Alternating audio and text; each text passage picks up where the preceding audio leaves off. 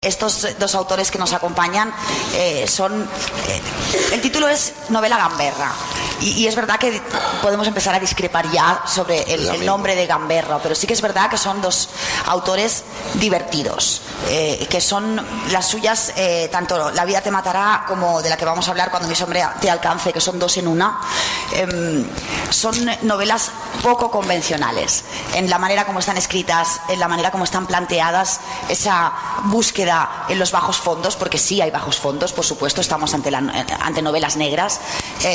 Hay un montón de personajes que corretean por ahí, a veces poco perfilados, pero porque tiene que ser así, porque acompañan de esta manera la historia, y ante todo creo que son dos autores que se sirven de... más que gamberros, son cachondos mentales. O sea, yo creo que, puede ser. Que sería, que sería ¿no? La definición más adecuada. Sí, incluso cachondos solo.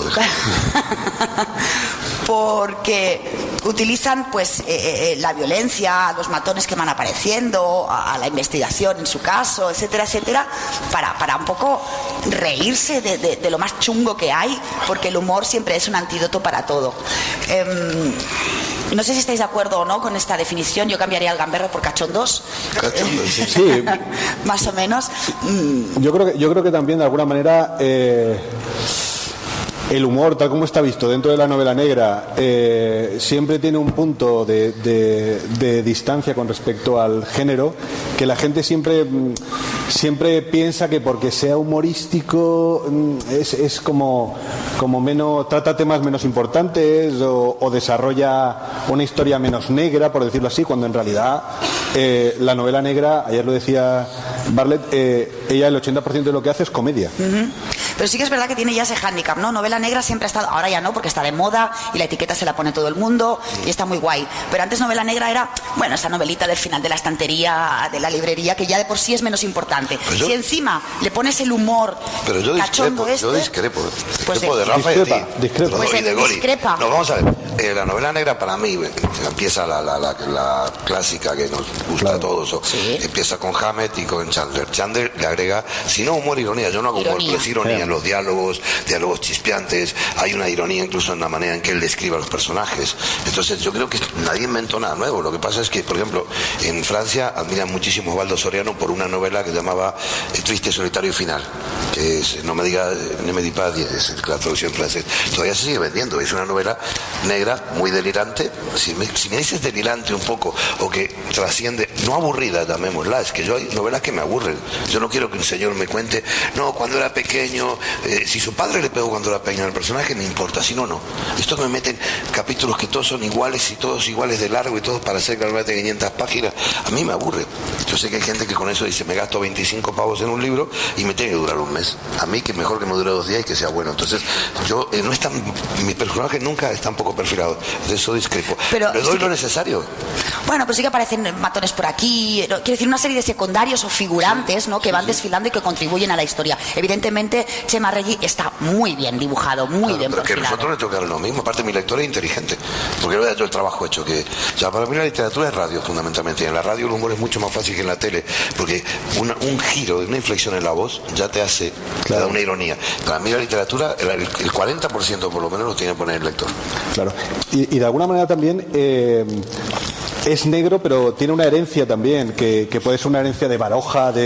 Baroja, por ejemplo, también hacía sus novelas llenas de personajes que habían algunos muy bien perfilados y otros eran muy episódicos y muy frikis. Y es una especie de realismo, si no el realismo, digamos, americano, realismo sucio, aquí sería como en España cachondo, un realismo cutre. Cutre, sí. Realismo cachondo, realismo cutre, porque lo que estás viendo es algo real. O sea, lo que sale en mi novela, el 80%, aunque sean barbaridades, son reales. ¿Os parece si vamos novela a novela, digamos, hacemos una pequeña introducción para los que no la conozcan? Solo un matiz. Por supuesto. En mi novela, la primera de las 2 novelas que hay en este libro, que espero sigo siendo el rey, hay un tipo que se llama Paco el Surullo, Pepe el Surullo, algo así, que es el posero de Seseña, de la ciudad de Seseña. Claro. Lo que pasa es que yo lo llevo un poquito más, pero es que el tío hizo hacer allí en Seseña un monumento a sus padres, y el mío también. Entonces, la única diferencia es que le llaman el Surullo porque era posero de pozos, y el tío se ha vuelto un megalómano que ha hecho una ciudad vacía, que es la de no Seseña. la de las afueras de Seseña, esa que ha quedado vacía. Claro. Entonces, yo lo que hago simplemente es que si tú lo lees con un filtro de, en lugar de escrito al cachondo lo escribe alguien aburrido, que quiere que sea aburrido, entonces, mira, qué documentado, te juro que refleja, yo estuve en ese sitio para conocerlo, y era una ciudad fantasma, y había una estatua enorme, se ha hecho el tío hacia sí mismo, y yo lo que pasa que en el lugar le puse el surullo, pues me pareció como más bonito, más claro, poético. pero cuando tú empiezas una novela, ¿no? Como es en tu caso, con Arregui en su despacho, mirando atentamente a una hormiga que la quiere, un homenaje a Raymond Chandler, que la quiere adoptar. Sí. Que quien haya leído a Raymond Chandler sabe que hay un momento en que Marlowe está mirando todo el tiempo un escarabajo que está tratando de subir una pared y está deseando que no se caiga. Quiero decir, yo lo voy a decir, aquí hay una referencia, leer esta novela. Yo he leído, parezco que soy bruto y solo voy de vales, pero he leído mucho. Entonces, pero tú le das una vuelta. Ese mismo sentimiento. Marlowe está deseando que el tipo que el escarabajo ese termine de trepar la pared bajo el sol, porque lo ve, está en su despacho, sin ganas de vivir ni de hacer nada. Y de golpe lo ves que está, y yo quería rescatar esa sensación. El otro busca una hormiga, pues se siente solo. Hasta que la pisan, la hormiga. Y entonces por eso empieza la masacre, porque pisan la hormiga. Por la hormiguita. Y digamos que lo que realmente diferencia, pienso yo, ¿vale? Porque estamos hablando de novela negra, pero novela negra es... ahora está podridamente multiforme, hay mogollón de cosas. Lo que estás hablando tú, por ejemplo, de la realidad del pocero, que tú lo muestras por el filtro, pero con ese filtro que tú lo muestras das mucha más realidad que haciéndolo como si fuera un documental o una cosa súper seria, ¿no? Entonces, esa cosa que decía Chesterton de si vas a decirles la verdad, hazles reír o te matarán, sigue siendo verdad ahora. O sea, tú, por ejemplo, en La vida te matará, todo el submundo valenciano cutre que transmite toda una sociedad, digamos, podrida, que nosotros vemos reflejada en los grandes casos de corrupción y tal, pero en el fondo esos tíos los puedes ver realmente por la calle. Tú los oyes hablar y piensas, es que este tío, ¿qué nivel tiene? Ninguno. Simplemente lo han puesto en un sitio político donde puede cazar pasta. Que su sitio no me des, pero ponme donde haya. Y el tipo ese solo transmite una sociedad que solo piensa en él. Por ejemplo, Saren decía el otro día una cosa que me hacía mucha gracia, que es que cuando él era jovencito, tú querías ser médico, querías ser astronauta, y ahora quieren ser paquirrines. Porque piensan que van a pillar dinero fácil, que van a ir a los sitios. Sí, tronistas. Qué guay, soy tronista y me lo manejo bien.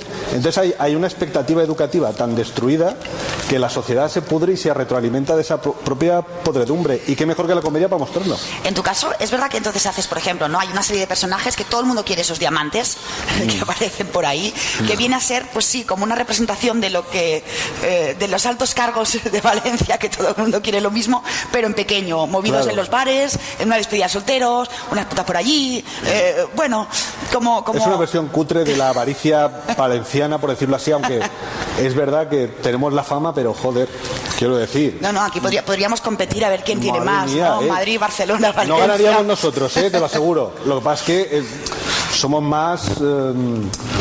hay cierto esperpento muy divertido y muy fallero. No, escucha, no hablemos mal de los muertos. De esperpento, no hable de Rita Bravera, que ha muerto. Eso de esperpento queda mal, que hable mal de los muertos. Pero sí que es verdad que hay una cultura de la avaricia. Vivimos en una cultura de la avaricia, y cuando tú ves la pasta que se han llevado, mucha gente dice indignada, yo, y a la cárcel tal, pero en el fondo muchos de esos tíos, si estuvieran ahí, también pillarían, se llevado eso pillarían perfectamente, cacho. Y tú lo sabes, que lo hacen a pequeña escala porque no pueden hacerlo a gran escala.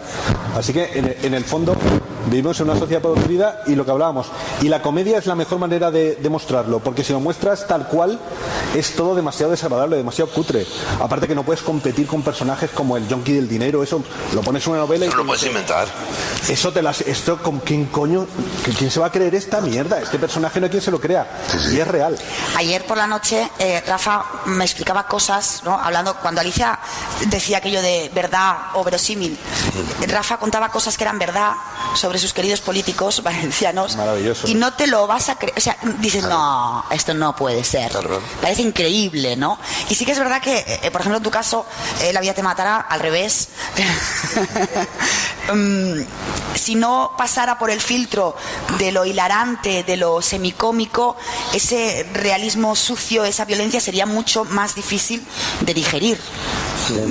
Y los personajes no te pueden caer bien porque son todos una panda de hijos de puta. Claro. Del primero al último, desde los hombres, las mujeres, los todos, animales, todos. Ni el autor lo salva. Ni el autor se salva. Pero al menos tienes que intentar, por ejemplo, dices, qué desgraciado. O sea, es como cuando ves a estos, dices, qué desgraciado. No te caen bien, pero tampoco los acabas de machacar porque son humanos, es la palabra. Claro. El humor los hace humanos. Sí. Porque las acciones son inhumanas. Y demanda inteligencia. El tema es que cualquier cuestión, o sea, entender el humor implica entender un doble sentido, una asociación, un montón de juegos mentales que demandan una inteligencia. Puede ser mayor o menor, pero inteligencia. La ira no demanda inteligencia. La ira no necesita pensar, necesita golpear. No entiendo lo que me dices, pum, te doy una hostia. Cambio el humor.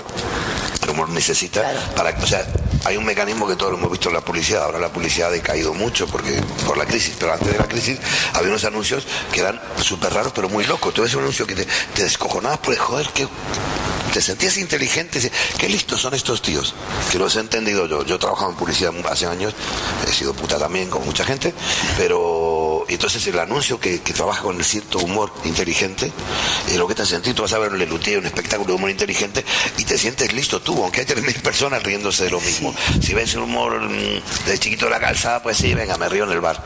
Entonces el humor literariamente demanda inteligencia. Entonces demanda un lector porque que si no sea capaz, mantiene. Claro. No mantienes una novela con humor, no la puedes mantener entera si no tiene, que digas otra vez. Es como yo pienso que la gente, y en la Comunidad Valenciana, por ejemplo, el humor están, por ejemplo, los motes, ¿vale? Los motes, que es algo tan bonito, expresa lo que es el humor del pueblo, ¿no? El humor del pueblo califica a un personaje a través de una cosa concreta. Un amigo de mi hermano se va a Madrid, se pone un ciego, vamos hasta las trancas, y cuando va por la mañana a coger el AVE, se mete en el AVE para Valencia y amanece en Málaga. Porque el AVE de Valencia y el de Málaga aparcan en la misma vía, simplemente iba tan de resaca que se metió y no oyó no oyó nada hasta que llegó Málaga, ciudad. Llamó al trabajo y dijo, oye, que no, lo que me ha pasado. ¿Y cómo se llama el chaval? O sea, ya puedes haber donado médula, haberte casado, haber tenido 200 hijos, da igual, vas a ser siempre el malaguita. Porque cuando ibas ciego te equivocaste de tren. Para siempre, ¿eh? Claro. Eso es el humor. El humor resume, o sea, esa humillación te la deja para toda la vida y hasta que se pierda ¿Y por qué te llaman el malaguita? Ni me acuerdo. Eso es lo que el pueblo transmite. El pueblo sabe ese tipo de humor, ese tipo de... El pueblo es mucho más gamberro y canalla que Carlos y yo. Cuando yo estaba haciendo la novela del Rey, todo el mundo me decía, pero de amigos escritores, esa gente, llévalo de putas. Yo te escribe tu puta novela, me no puedes llevarlo de putas, tengo cosas más divertidas que esa. Sin embargo, todo el mundo quería opinar. Y ahora no, porque la crisis ha hecho también algo, un poco lo que apunta Rafa, tiene que ver. La crisis ha hecho que cambiemos un montón de criterios como pueblo. O sea, antes el Rey era el tipo más querido y valorado de este país. O sea, salía siempre en los índices de popularidad como simpático. Todo el mundo sabe mostrar pincheo. A ver, ahora caza elefante porque tiene la vista peor. Antes cazaba perdices. Pero por lo demás, vale. O sea, la parte oscura que pueda tener el Rey, lo que represente, lo sabemos todos. Sin embargo, antes caía bien. Ahora, ¿qué pasa? Cuando empieza la crisis es donde empezamos a pensar que los políticos no solo tienen que ir sin coche oficial, sino descalzos, ¿vale? O sea, y mientras tanto, hay otro tío que está robando un montón. O sea, nos hemos vuelto un poco estúpidos en ese sentido. Pero todas las anécdotas es que la gente me quería poner movidas que eran... O sea, había por un lado un tratamiento en la prensa, esto es antes del caso, ¿no? Todas estas movidas. Con lo cual, al Rey siempre se le respetaba, pero luego en los bares se contaban los chistes y las cosas del Rey, los descojones, pero al mismo tiempo estaban como orgullosos. Era una cosa muy contradictoria. Yo llevo 28 años aquí, ya no me la escribí hace unos años la primera, pero llevaba mucho tiempo y me seguía llamando la atención. Todo esto es antes de la crisis. Que realmente había una simpatía por el Rey que era como... Era nuestro Golfo, ¿vale? No era Berlusconi, era más discreto. No era Carlos de Inglaterra que dice, claro. Mira, Carlos de Inglaterra, el Rey que se va con Camila, deja a... Porque mira, no, el Rey era como... Por lo menos cuidado. Entonces, había una participación de la gente. Entonces me pasó con la novela que cuando se publicó, amigos míos republicanos, se dijo, puta, es que ahora me cae bien cuando lo veo por la tele, porque imagino al Juanito de la novela. Pero claro, es la tarea nuestra. A mí, y ahora podrías, si en estos tiempos, hubieras podido escribir, pero sigue siendo el rey. Bueno, la segunda parte de la misma manera. Está emérito ahora, está claro, pero no, a ver, la misma historia, a Rey salvando. Es que él es más viejo, yo no. Juan Carlos. Él es más viejo, yo no. O sea, cuando yo escribí la novela, el rey tenía 70 y algo, pocos, y entonces todavía está más en activo. De golpe se hizo mayor. Entonces se hizo mayor, más viejo, sigue tirando, digo, a los elefantes y a la, como llama esta, pero tiene menos tiene menos gracia ya. Es menos bonachón. Antes claro. Era que bonachón, es. Que cercano. Sí, campechano, campechano, ¿no? la palabra. Campechano, exacto, la palabra justa es campechano. Entonces, lo que es cierto es que cambió un poco el tema, pero fíjate, por ejemplo, la novela sigue siendo bien aquí, pero en Francia les encanta. En Francia la siguen reimprimiendo en bolsillo y ya saben, la gente está informada, ya saben que el rey no es rey, que está su hijo, pero le sigue encantando el rollo del rey. En realidad el rey es un personaje secundario, es una excusa para la novela. Cuenta para quien no sepa el motivo, ¿no?, de esta reedición, de estas dos novelas en una, porque, es bueno, que, ya no hay uno que lo conseguir. puede decir, pero otro muy privado. Uno es que el privado es que estaba hasta los huevos que mi antigua editorial siguiera imprimiendo los libros y no me los pagara. Entonces, como mi nueva editorial mi editorial actual, que ya llevo 8 libros con ellos, está reimprimiendo toda mi obra anterior, yo dije, bueno, te voy a dar un bonus track para que sea un ejemplar distinto. Y me vine para arriba y metí como 180 páginas, porque en realidad me apetecía mucho hacer lo que había pasado 6-7 años después, o sea, cómo estaban estos personajes en la España de ahora. Claro. La España que es una España muy que cerca de Barajas está, ves que hay unas zonas donde hay unos chalés, la mitad medio terminal, la mitad medio en mal estado. Luego abajo hay un pequeño pueblo, que no es un pueblo, que son 2 calles, que iba a ser el barrio de servicios de esa gran zona de chalet, hay varias. Y luego, subiendo una loma así, está el pueblo gitano donde vendía la droga. Entonces, esas 3 partes de la sociedad confluyen y ninguna se ha llegado a realizar, porque el pueblo gitano ya está más ordenado, ya no puede ser unas chabolas. Los chalés están en decadencia porque muchos, esa zona que iba a ser, cuando hicieron la T4 y todo eso, se quedó ahí paralizado con la crisis. Y el pequeño pueblo de abajo, que no es ni siquiera un pueblo, son 8 casas, 10 de gente secado con cara gilipollas. Pues, ¿dónde está la opulencia que yo iba a vivir aquí, sabes? Entonces, eso ahí sí se refleja la crisis. El rey está más viejo, pero sigue teniendo se hace llamar Johnny Bourbon, se pasa por inglés para poder, pero quitando eso, están todos más viejos, pues todo, la crisis está como gravitando, pero no como una losa pesada, porque yo repito, lo decía el otro día en el recital, según el gobierno, las estadísticas y los economistas, la crisis ha terminado. Ya no somos pobres, solamente estamos mal informados, ¿vale? Entonces, claro, tal cual. Te joden con que la crisis terminó, pero yo creo que la crisis, hace 2 años, 3, preguntan, ¿habrá novelas sobre la crisis? Yo creo que la crisis ha impregnado todas las novelas de los últimos 5 o 6 años, incluso sin querer. Es el contexto de prácticamente todas las novelas sería actuales. Difícil hacer la misma novela en ese sentido. Y aparte porque en aquel tiempo, como yo escribía, había una España frenada, que ahora mismo la crisis nos ha igualado. O sea, yo viví en Murcia y a 200 metros de las autovías nuevas había pueblos donde la guerra no seguía, pero estaban ahí. O sea, había familias que no se hablaban, claro, pasan los años y mucha esa gente se va muriendo. Entonces, ¿sabes? Y sí. Luego yo creo que pilla un chico de 20 años, le pregunta por la guerra civil y cree que es Star Wars, ¿vale? Que realmente, claro. O que los perolos se llevan mal con los juanos, pero no saben por qué. Algo pasó con el abuelo, pero no sé por qué, pero nos odiamos. Como los Hatfield y los McCoy, pero en versión cutre murciana. Un apunte al respecto de La vida te matará. Claro, cuando empiezas a leer es un poco sorprendente que empiezas en el capítulo, en el 15 era o en el 14. Sí, en el último. Entonces luego te vas al 1, luego vas al 14, es un poco como Pulp Fiction, ¿no? En ese sentido. Es cutre fiction, sí. Entonces, claro, ya no es tan importante ese momento de la paliza con ese tipo que se les muere, sino saber quién es y cómo han llegado hasta ahí, ¿no? Entonces vas recomponiendo la historia a medida que va avanzando y al principio te quedas así como un poco loco, ¿no? Y bueno, eso ya es humor en esa manera de contarlo. Y sobre todo porque yo creo también que la gente está ahora la ficción la lleva en vena, o sea, todas las series, no solo la literatura, sino la gente está muy acostumbrada a la ficción, a que le cuenten las historias de la misma manera. Entonces, empezar una historia de siempre con han encontrado un cadáver, vamos a investigarlo, hemos encontrado unos indicios, hay un presunto culpable. Es como ver un capítulo de Castle, ¿vale? El segundo o el tercero que entrevistan va a ser culpable siempre. Hagan lo que hagan y luego vuelven, ¿te acuerdas del hermano de tal? Era de no sé qué. Vale, ya lo sé, Castle, tío. O sea, sea, no hace falta ser... Cada capítulo es igual. No hace falta ser escritor de éxito y tener una casa en los Hamptons. Y entonces, estaría bien. Estaría bien. Que ojalá, ¿sabes? Es bonito. Pero sí que me gustaba el hecho, primero, de que empiezas por el último capítulo, pero eso no es lo importante es todo lo demás, porque toda esa violencia, toda esa... para mí es el triunfo de la maldad no es la maldad, sí, es el triunfo de la estupidez. La maldad no existe, simplemente un montón de hijos de puta se creen que pueden hacer algo y salirse con la suya y no pueden. Hijos de puta torpes a veces también. No, absolutamente torpes, porque dice, joder, qué gilipollas soy. Y sin embargo, el mundo está lleno de gilipollas y todos lo sabemos. Todos conocemos un montonazo. Entonces, a mí me resultaba muy atractivo que en una novela negra que siempre hay una tendencia, que hay alguien súper inteligente, muy Sherlock Holmes, muy tal, todos fueran gilipollas, y de hecho que los que peor acabaran fueran los más inteligentes, mientras que los gilipollas se salvan. ¿Por qué? Porque son gilipollas, porque no calculan sus actos, no. Y eso es un modo también de refrescar la novela negra, porque la novela negra normal aquí en España, por ejemplo, ayer lo decía también en la Barne, no somos suecos. No somos súper, voy a hacer un súper crimen. Aquí el crimen es cutre, el crimen es te pillan. Y si no te pillan es porque eres tan tonto que has tirado el cadáver y no lo han encontrado. Aparte, sí. O porque no han tenido recursos. Pero lo has hecho muy cutre, o sea, lo has metido en el coche, lo has hecho tal, lo has tirado. Y el tío está en su casa pensando, joder, ¿y no me han pillado? Pero el crimen es así, y el crimen es así, no es un sueco que se le ocurra durante tanto tiempo para hacerlo tal, no. Aquí es me cago en...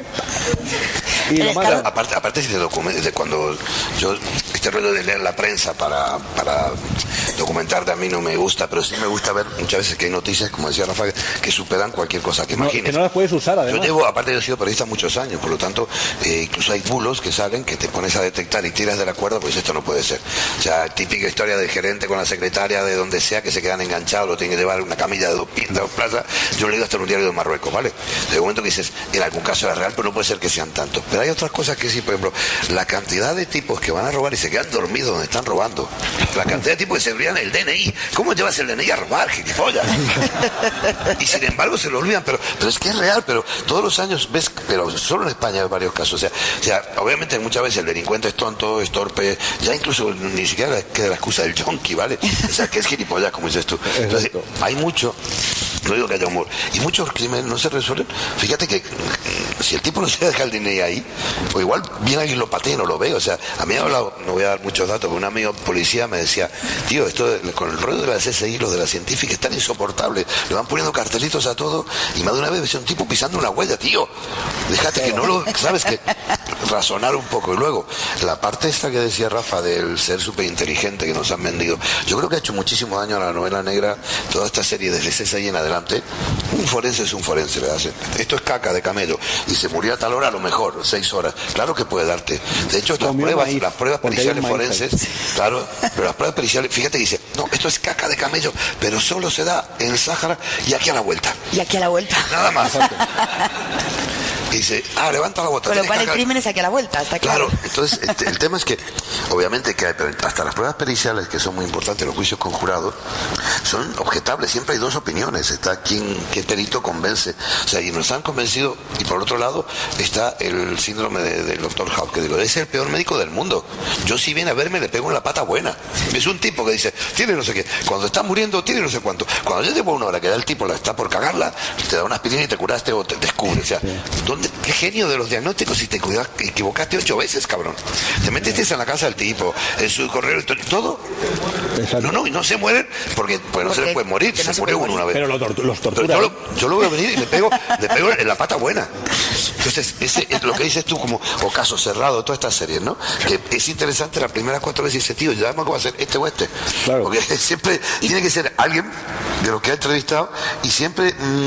el que no parezca más culpable de todo apunta a no sé quién, y tú dices, claro, ese no es. Claro. Porque ha salido en los primeros 20 minutos. ¿Cómo va a ser Billy Joe? Porque sabes Billy que tiene que salir en tal minuto. Tiene una razón, tiene tal. Yo no he Billy sido. Sí. Claro, yo siempre tiene un dato que hace encajar todo. O sea, realmente hay una mezcla entre una novela de enigma que no está desarrollada porque todo se basa casi siempre en cosas forenses, como hay un montón, y un desprestigio de lo que sería la novela negra, en la cual entre el delincuente y el detective no hay una diferencia tan grande. Efectivamente. O sea, ¿sabes? Ahí para mí el detective chandleriano tiene Arregui es el único detective que tengo. Es un Philip Marlowe de Donosti. Él se hizo policía por tocar los cojones al padre, porque tan cabezota y vasco como su padre, cabezota. Pero Arregui es un tío listo, es un tío experimentado, claro. Es un tío... Sí, pero el tipo puede llegar muy lejos, pero tiene la manía de romper narices porque tiene mal genio. Entonces, cuando ve a un superior, un compañero que es abusón, le rompe la nariz. Sí. Y entonces el tipo...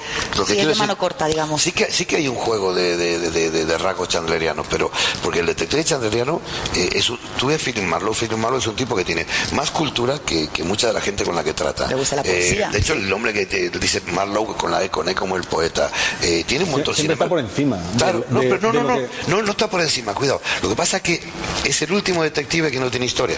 El último no. O sea, lo que sabemos de él es que estuvo en la guerra, trabajó para el fiscal del distrito y poco más. Y tiene un par de amigos que policías en los que confía. A partir de ahí, de Camilleri y de Montalbano sabemos todo, hasta los cuernos, que tardó 20 años en poner la novia con esa sueca, joder. ¿Sabes? Soy la novia, se lo perdono. Porque se rellena el detective porque se vacía de contenido al volverlo policía. O sea, el detective, para mí, la gracia del detective es que no es la ley, es un ciudadano, es el vecino que hace lo que yo no me atrevo. Le van a dar la paliza a él, no a mí. Y por lo general no va a ser mucho más que pinchar la rueda del coche al malo, pero no va a salvar el mundo. No, exacto. Y sobre todo también lo que dices es súper interesante, porque el concepto que tenemos ahora y que nos han inculcado de la...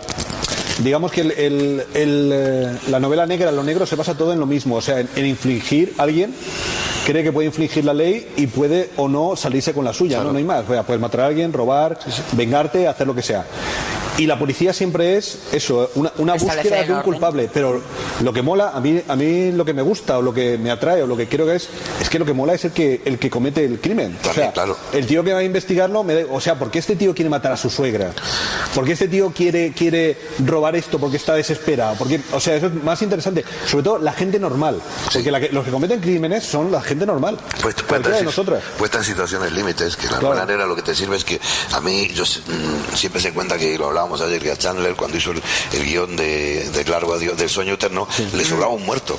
Que la novela sobra un muerto, no sabe quién lo mató. Y lo llaman el tío, estaba diciendo, ¿qué sé? La historia no era esa, él quería hablar de esa decadencia, de esa familia rica que representaba una América de antes y después de la guerra, quería hablar de un montón de cosas, pero no quería hablar exactamente cuántos muertos hay, me sobra uno, pues me sobra uno, da igual. Entonces, esa parte de que solo es la parte procedimental, a mí, si no hay humanidad, lo decía ayer Alicia, es la humanidad, no es que haya humor, es que el ser humano es absolutamente ridículo, o sea, somos bastante ridículos. Entonces, una cosa es como lo cuentes, pero el ridículo está, ese mismo que cuenta Rafa, se podía cantar con un giro menos aparentemente cómico, pero serían los actos los mismos.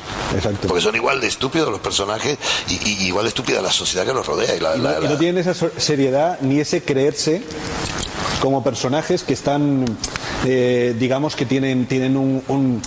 A mí lo que me llama la atención siempre es ese personaje... Que no va al váter. Que no tiene agujero en el culo. Que no tiene agujero en el culo, sí, que no existe. No va al váter, no tiene un apretón... Claro, no, nada. Ni tiene un problema con eso, o que es un tío absolutamente, ¿sabes? Es como Aníbal Lecter. Sí. ¿Sabes? Ay, me voy a comer este hígado y voy a hacer tal porque soy súper malo, soy un súper villano, tal... Y tú dices... Vale, Aníbal. Vale, mola, quiero decir, pero un rato. Un rato. Tú lo que quieres ver es como unos tíos... A mí siempre se me plantea... contaba una historia real que había ocurrido en Madrid, que yo dije, joder, qué buena novela sería esto, pero nadie se le iba a creer. Que son dos tíos estudiantes de teatro que se van en el coche y dicen, vamos a hacer Stanislavski. Vamos a ir a una barriada gitana como si fuéramos policías a ver si se creen que somos policías. Hostia. Entonces, y digo, jolín, aquí hay una peli, aquí hay una novela. Es que me los imagino a los dos tontolabas yendo de Stanislavski. Total, esto es Stanislavski, tío. Olvídate de todo, no te llamas Pedro, te llamas Inspector Ramírez. Vamos al tema. Y claro, fueron ahí y de repente los gitanos empezaron a ofrecerles una mordida y los tíos dijeron, pues vamos a aceptarla porque es todo muy estable. Que lo había aceptado. Entonces aceptaron la mordida, se tiraron y empezaron a investigar en la policía quién había sido los que estaban, porque los gitanos decían, no, si nosotros hemos pagado ya. Claro. y estaban buscando a los polis corruptos y no había, eran dos desgraciados. Eso es muy bonito. Sí, eso es precioso. Sería una peli de Berlanga como lo sería también tu novela, casi. Claro, o sea, de Berlanga y Azcona lo que hicieron es hacer algo absolutamente humorístico, que te partes la caja, que ves la miseria humana, ninguno se reconoce en esos personajes, ¿no? Pero, ¿qué es lo que tienes? Pero se exagera un poco, claro. Miserables, pero somos todos nosotros. Y él siempre lo hace todo de refilón. Tú ves a los personajes siempre de refilón. Sí. La señora rica que está, ay, qué frío hace dentro de tal, y hay unos pobres fuera que se están helando, dice, ay, pobrecitos con el frío que hace, ponlos un poco más para allá que no los veamos. O sea, no necesitas saber nada más de ella, con eso lo sabes todo. Sí. Y ellos profundizan más, o sea, no hay una película que hable, ni siquiera la película de Pena de Muerte, no hay ninguna película que hable de la pena de muerte como El Verdugo. Claro. Es imposible. Y lo hablamos también ayer, que muchos directores dicen que ellos hubieran dado toda su carrera por hacer el plano de que van llevando al reo normal y al verdugo lo están obligando a que llevar, venga hombre, no, pero un poco de dignidad, coño, pero que vas a tener pobre, y el reo así, pero el que va a matarlo lo llevan obligado. Eso lo dice absolutamente todo y es humor, y sin embargo es más profundo que hacer un gran análisis sobre la pena de muerte y tal. Eso lo dice más todo un tío normal obligado por las circunstancias, por casarse con una mujer, por tener un piso, por tener tal, a matar a otro tío, y él no quiere. ¿Qué pasa? O sea, yo lo dije una vez hace mucho en una entrevista y todos me pusieron a parir. Yo he sido periodista y yo digo, el periodismo y la literatura son exageración. Lo expliqué, claro, en los titulares. Tú si ves un accidente, tienes que poner en relieve unos datos.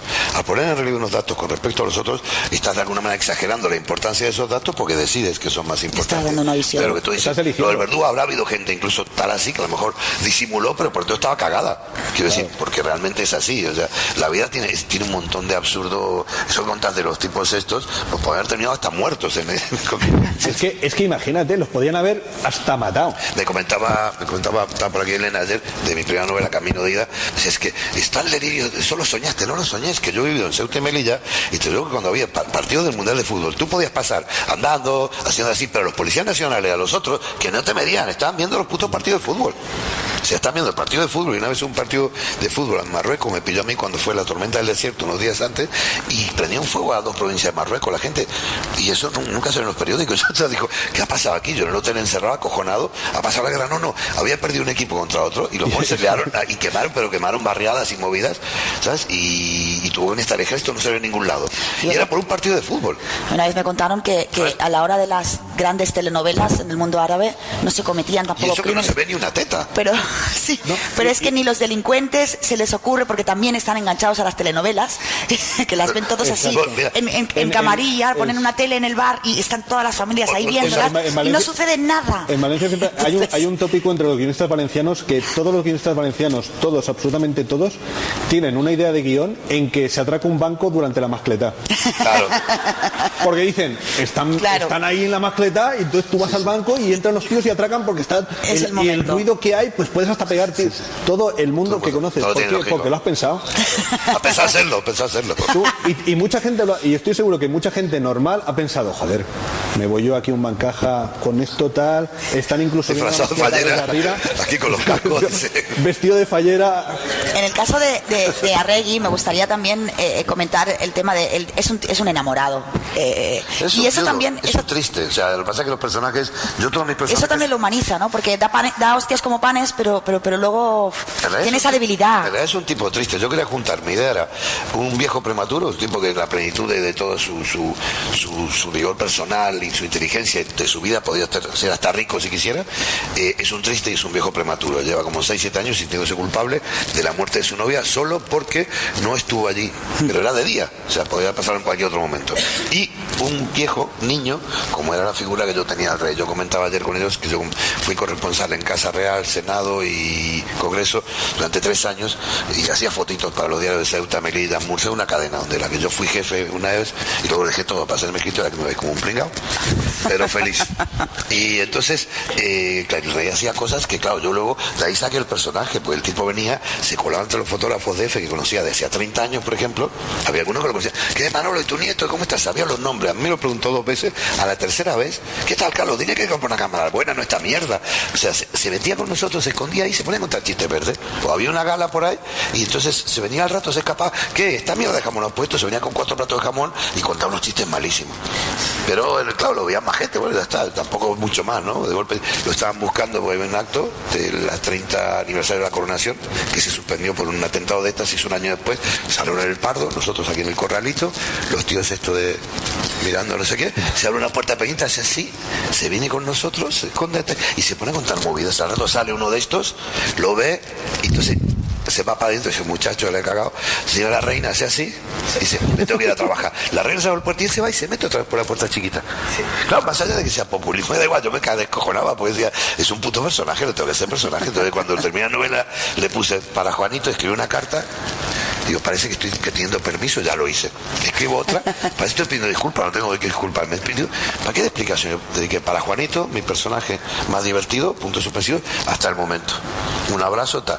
Y luego mandaron la carta de que parece que se descojonó. Y si no le gustaba, es su puto problema, haberme deportado o algo. No era la intención. También era que el personaje no podías evitar tenerle cariño.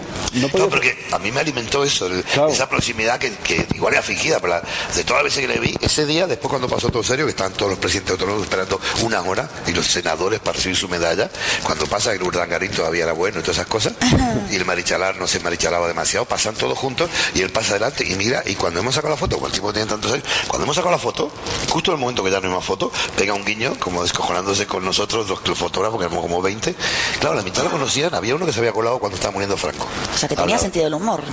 Sí, a ver, parece. Yo no le votaría, y si me dice ahora pero que decir que el del personaje, yo dije, tengo para ser un personaje, pero en realidad el original era un Amancio Ortega mucho más viejo, o sea, el viejo más importante de España, más rico, o sea, era el viejo niño, pero claro, más viejo niño que el rey no conocía, y me venía a huevo la historia del propio detective que yo metí en mi novela anterior, Matar y guardar la ropa. Yo ya tenía esta historia inventada, entonces digo, ¿para qué voy a inventar otra si ya lo tengo el rey? Y me divertí mucho, pero si le quito el rey, la novela hubiera sido igual para mí, a lo mejor la gente no, pero a mí hubiera sido igual. Oye, ahora que te estás remangando, y ayer un par de personas me preguntaron por tu Aller Simple, que es la traducción de mi primera tu primera novela en francés, ¿no?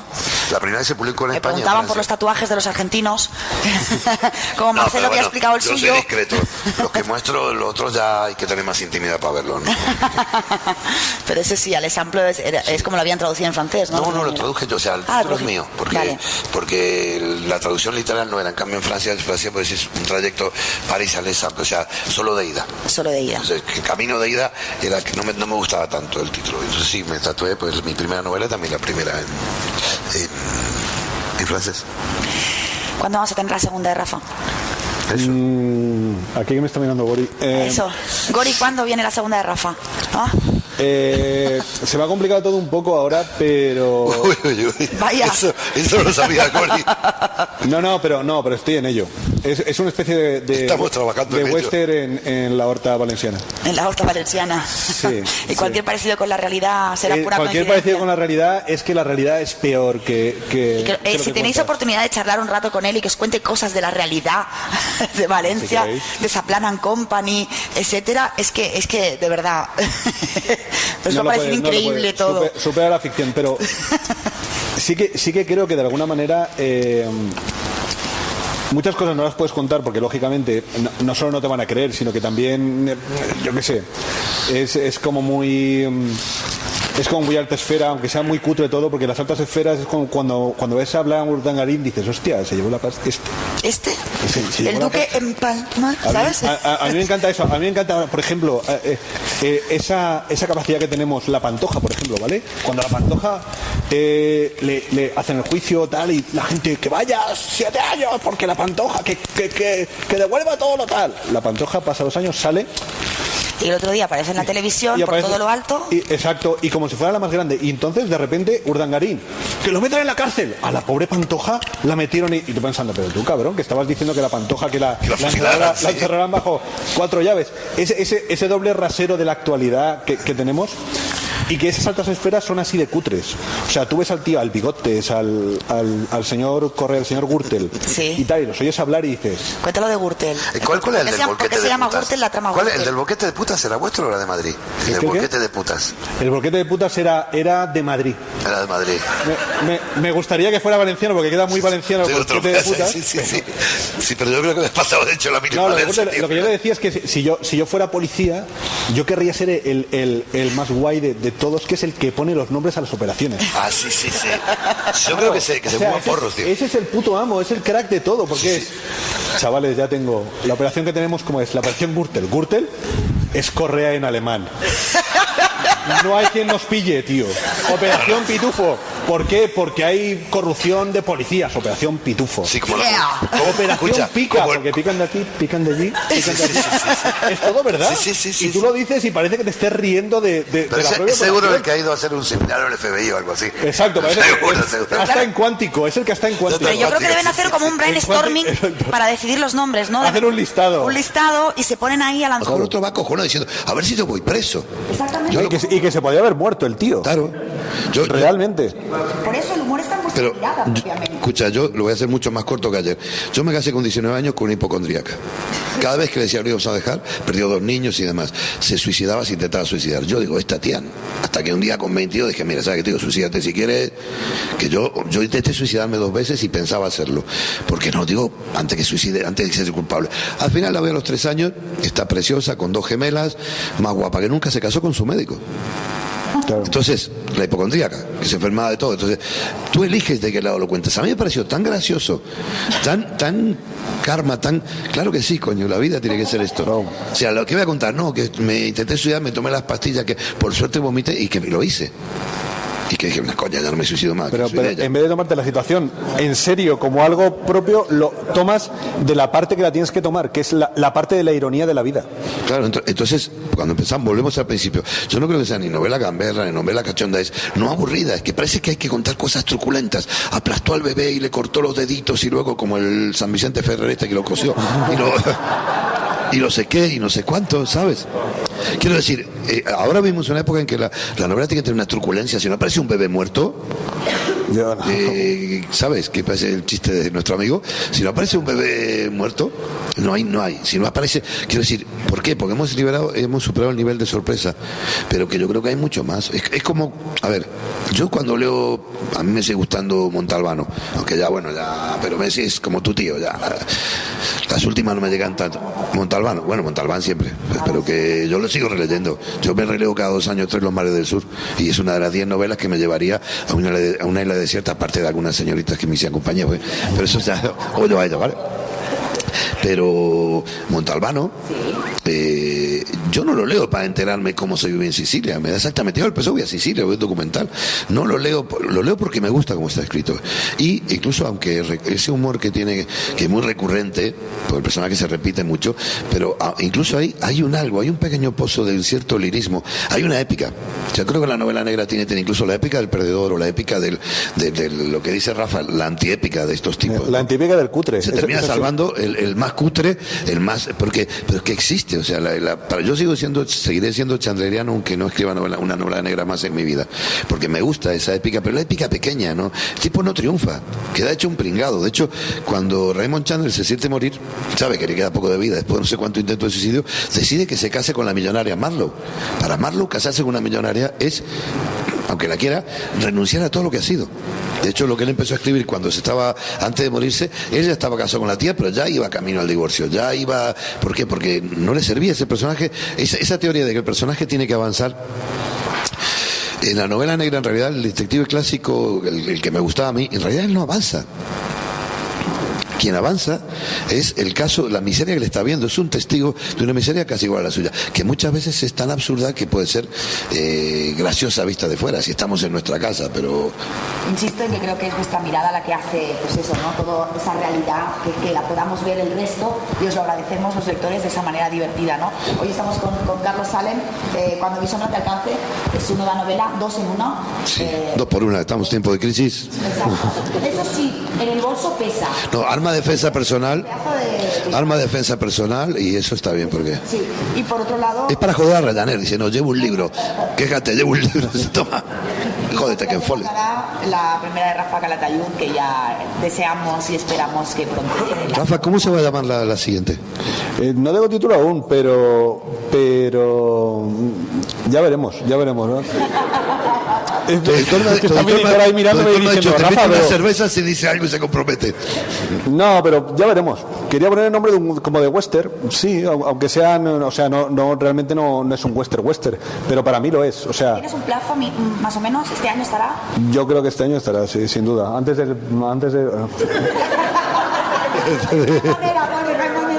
me mira sexy y me puede. Sí, ¿no? Antes del verano creo que seguramente estará. Pero, ¿ves? En la novela, por ejemplo, en esta nueva que estoy escribiendo, los personajes son de distintas clases sociales valencianas, digamos, desde lo más tirado hasta lo más... que siempre lo más high fly en Valencia es cutre. O sea, un tío que tenga dinero en Valencia es un tío cutre. No es alta sociedad. La alta sociedad valenciana es muy chocarrera, muy fallera, ¿vale? Sí, tenemos la imagen todos de Rita Barberá en el balcón, o sea que... Sí, bueno... Qué mal, así, ¿no? Roban más los otros, pero lo que digo es que aunque se puede considerar siempre novela negra porque trata algo negro, digamos, hay muchos muertos, hay mucha violencia muy divertida, hay cosas muy así. En el fondo yo sigo pensando que es una especie de realismo. Eso, sucio no, suciete, o sea, cutre. Guarrete. No es realismo sucio. El realismo sucio se toma muy en serio a sí mismo y es, oh Dios mío, la vida, estoy desesperado en este no, y esto es, me cago en 10 este hijo de, ¿sabes? Es un realismo cutre que creo que tiene mucho más que ver con eso, colaborado con Baroja, por ejemplo, o con Galdós, que utilizaba todos esos personajes secundarios súper cutres, súper avariciosos, súper despreciables, y eso, traído ahora, se convierte en novela negra, pero antiguamente sería de costumbres, lo que hablábamos antes, de costumbres, porque son muy malas costumbres las que tenemos ahora. Cutrealismo, sí. Chicos, bueno, gracias a los dos por hacernos pasar este ratito tan divertido, ¿verdad? Nos hemos reído muchísimo. A Carlos y a Rafa, gracias. Después, cuando acabe la segunda charla, pues seguramente podréis firmar unos cuantos libros a todo el que quiera. ¿Estarán vuestros libros? Sí, están ahí. Y en el momento de los pinchos, etcétera, y ahora creo que hacemos una pausa de poquitos minutos. Laura, ¿avisaste que los que no venían al principio de la charla no tienen pinchos? Ah, sí, es verdad. Que lo sepáis, ¿vale? Que os hemos quedado con vuestra cara. Se ha hecho una foto, ¿eh? Aquí,